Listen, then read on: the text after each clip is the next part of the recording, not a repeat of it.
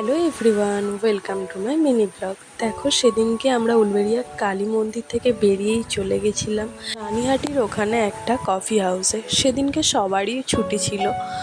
ওখানে গিয়ে আমরা সবাই খুব মজা করেছি।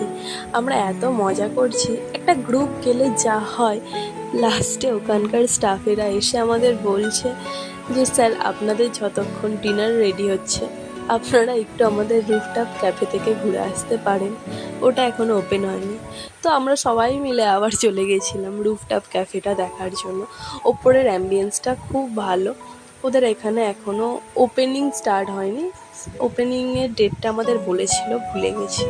তোমরা যারা যারা যেতে চাইছো ঘুরে আসতে পারো, আমাদের রানীহাটির কাছাকাছি।